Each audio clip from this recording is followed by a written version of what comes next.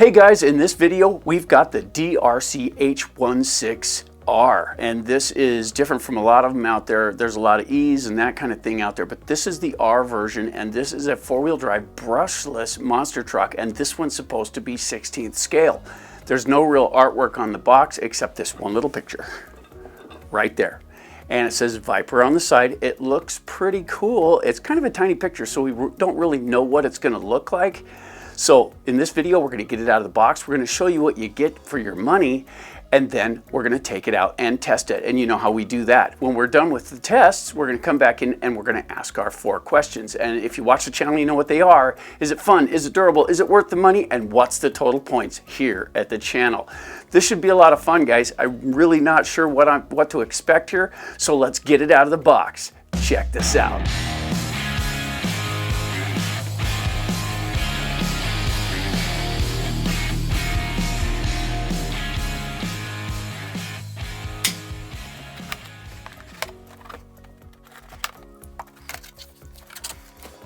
Okay.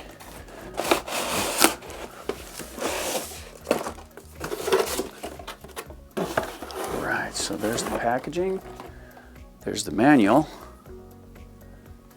Caution, battery. So hopefully this did come with the batteries. Let's get a look at this. There we go. Let's have a look at this thing.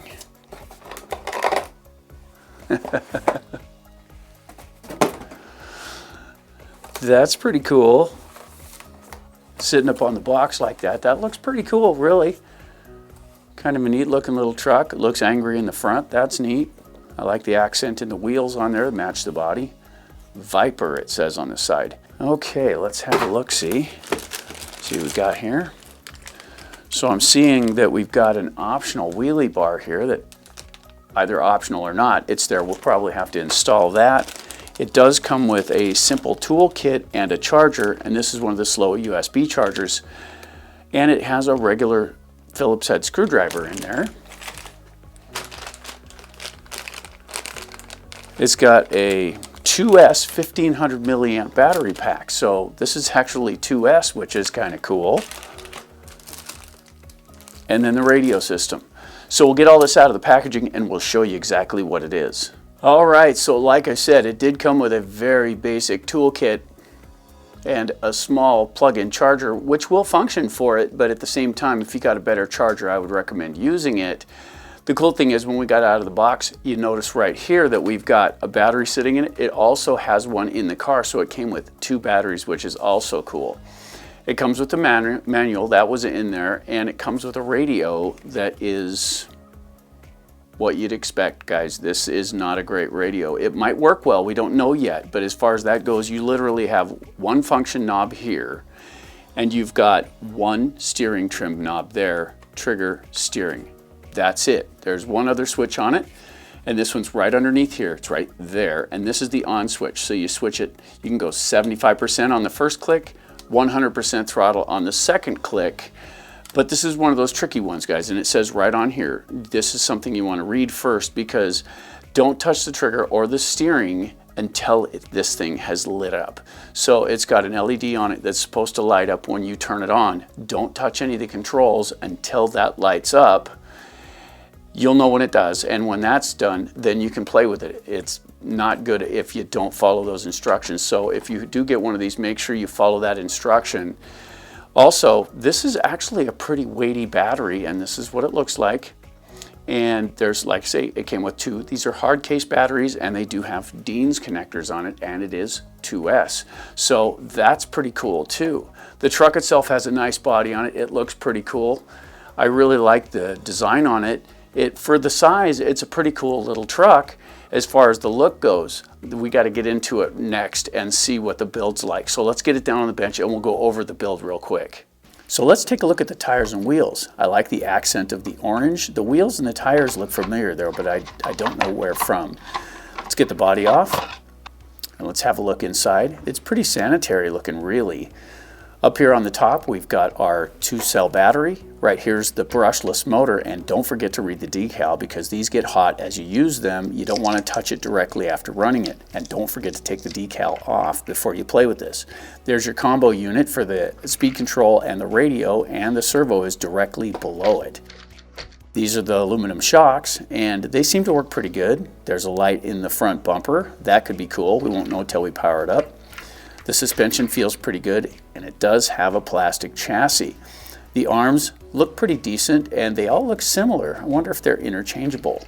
On the front end and the rear end, you're going to see that it does have metal drive axles, and they look pretty substantial for the scale of the vehicle. That's pretty cool as well. Let's check the differentials, and it's solid between the front and rear, but the differential in the front feels pretty loose. Check the back, and the back one's pretty loose too. There we go.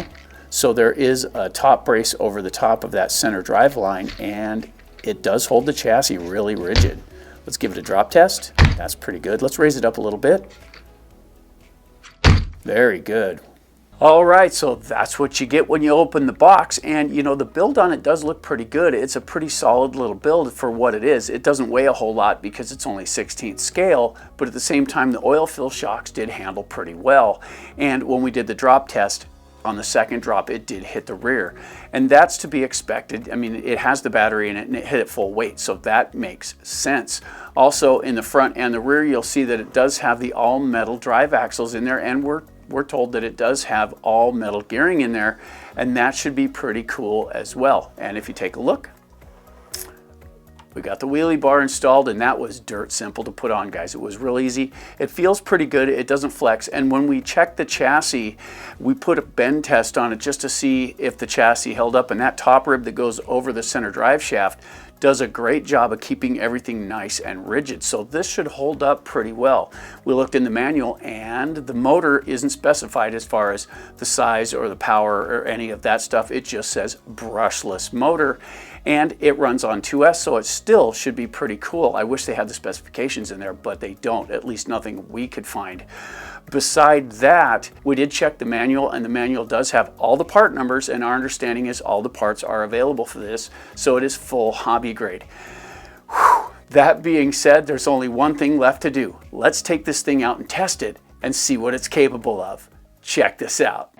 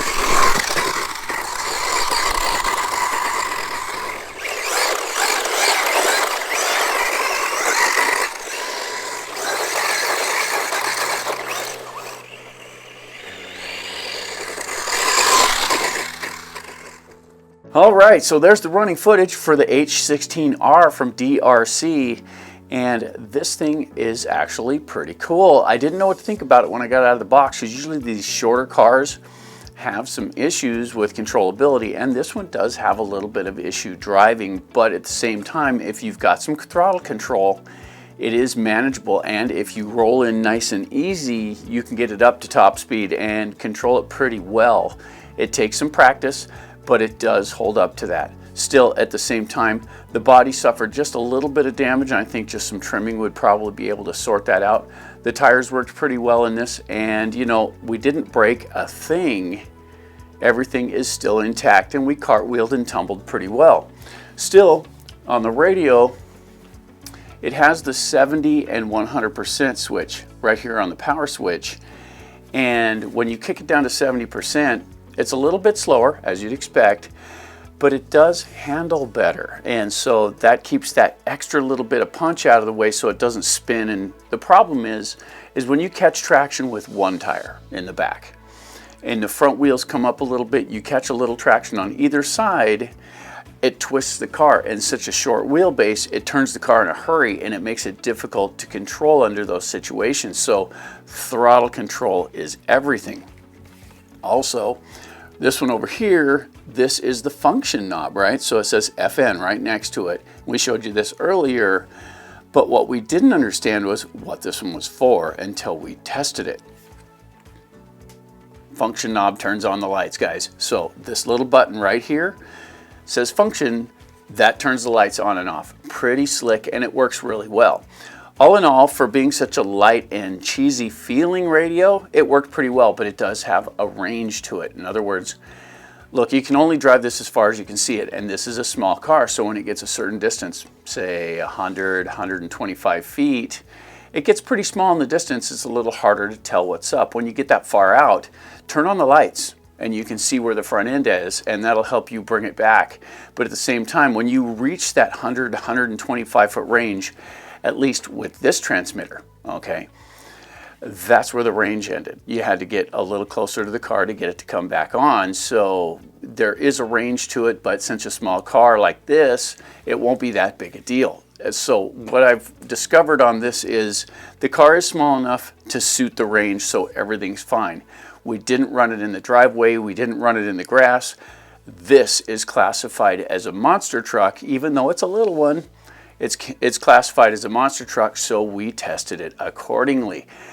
I have to say I'm pretty impressed with how it handled things. It jumps pretty good, and it sustained no damage other than a little bit on the body, and we'll get that off here shortly and show you what that is. And I think just a little pre-trimming would probably solve that issue altogether. So let's get on with it. Okay, so if you take a look at the back end here, you'll notice that the bumper, it covers this flat area of the body, which looks pretty good, doesn't it? But it doesn't go clear out to the edges of the body, it only covers the flat area. And here's the problem. Since the bumper only covers the flat area, when you take impact, it flexes it. See the break there? It's broken on both sides. And I don't know if you can see that very well, but it is good and broken. If you trim this to start with, just above the bumper, so the bumper and the body don't interfere with each other, this should hold up a lot better. The body itself has no damage on it. The scuffs are very minimal, and it's still in really good condition. We haven't cleaned this up yet, which is our standard for doing these tests. We'll clean it up afterwards, but this is in great shape. When we get down to the car itself, let's take a look at the bottom first. The bottom is in pristine condition too. This will clean up very nicely. There's no breaks. The arms, the hinge pins, the steering, everything is still 100%. We cartwheeled it good and hard, and the wheelie bar is still in great condition. There's literally no damage on this little car. These don't weigh a lot, but for this type of vehicle, this one has some meat to it, and it handles really good. And I was wondering, was it the weight that made the difference in handling? But then I took a look at the tires, and I noticed something about the tires earlier, but I couldn't pin it down. Then I thought about it. Check that out. It's got exactly the same tread pattern. Well, exactly is tough. This one is slightly different from this one, but if you look, they're pretty much the same. And if you take a look at this, it even has the same wheels. Okay, so this is off the Creighton 6S RTR, and these are really good tires for an RTR vehicle. I think that has something to do with why this handles so good. So all that behind us, there's only one thing left to do, guys. Let's get on with the 4 questions. And if you watch the channel, you know what they are. Is it fun? Is it durable? Is it worth the money? And what's the total points here at the channel? Here we go. Question number 1. Is this thing fun? You know, we have a lot of the bigger RCs here, and we find fun in a different way than a lot of the people that just have 1 or 2 cars and that's what they get. For what this is, it is fun. I mean, it is a blast. We didn't have any problems with it. Everything worked as advertised. So that was really cool. If you're into the bigger stuff or you're used to the bigger stuff, perhaps this wouldn't be all the excitement that you'd want. But if this is something new to you, if you're new to the hobby, if you need something to just plink around in the driveway or goof around in small areas, this is a lot of fun. It really is. Does it top the charts for us? Absolutely not. But for its footprint and for what it's designed to do, this thing really does have a good time to it. If you are looking for something like this. This really is a cool little truck. So that being said, for the fun category, since it's not exactly what we're into as far as we're a little more heavy into the hobby than a lot of people, so we have a lot to choose from. So this one we're going to give 8 out of 10 for fun because for what it is, it really is cool, but there's a lot more fun out there to be had too. So for that, we're going to give it 8 out of 10 for fun. And question number 2, is this thing durable? Yes, it's durable. We pushed it as hard as we could out there. We never, here at the channel, we never intentionally try to break stuff unless it's to teach something. So we push it as hard as we can. We push it intentionally harder than you probably would, and we run it into some pretty tough situations, but we never attempt to break one of these. We try to run them the way they're designed to be run and that kind of thing, and this held up fantastic. Take a look. With a little damage on the body back here, that's it. Everything still works just exactly the way it did. Everything functioned perfectly, but we did have a little body damage, and that's because of the design of the fender and how they cut the body out. So for that, we're going to ding it 1. What that comes down to, for durability, this one gets 9 out of 10 because it really is a tough little car. And question number 3, is this thing worth the money? Well, as of the filming of this video, we're running right around $100 to $109 on the Amazon site, but instantly, as of right now, they have $40 off right now. So that brings it down to $60, $70 right in that area, and who knows what other coupons you could put on there to save even more. Still, you get 2 batteries, and they're LiPo batteries, so you get 2 batteries. You get a fully functioning RC car with its transmitter. Everything works. At least the one we got. Everything works. It's fast. It's brushless. It's durable. It does everything you want it to. I'm pretty sure if you took a dead stop in an arm, it'd break it. I mean, guys, that's the arms right there. That's the arms, and they held up beautifully. But if you put a dead stop on it, if you slapped it into a pole or anything like that, you'll break it. As far as a first RC goes, I think this is a great way to go for that. You can get a fully functioning rig right out of the gate, and it does everything that's advertised, which is very cool. For that reason, we're going to go ahead and give this a value of 9 out of 10 because this is pretty much all you need. Add a couple batteries to the transmitter, plug in the charger, and you're up and running. That's pretty amazing, and it took everything we could throw at it. So 9 out of 10 for value. And that brings us to question number 4. What's the total score for this car at the channel? Well, for the class that it's in, which is just the low entry level as far as that goes, this is really good. It's an excellent truck for what that is. I really like the tires and wheels that are on it. I like the design of it. It's just a cool truck all the way around. We're going to give this a total score of 26 out of 30 here for the channel because we really do think that's where it belongs. So if you haven't already, don't forget to bash that like button and help our content spread. You know, we love doing these videos, and when we get to see something new, usually the smaller RCs are not quite as fast, or they don't weigh as much, or they don't control as well. This one is surprising, and it does a pretty good job. As far as buying younger people this for Christmas, I think this would be a great idea because it's pretty much a complete package. If you guys have anything you'd like to add for this car, this is the Viper, and it's the H16R from DEERC. If you have anything you want to add, please feel free to leave it in the comments down below and help others along the way. Hey guys, for AJ Jam Studios, I'm AJ saying, keep bashing, guys.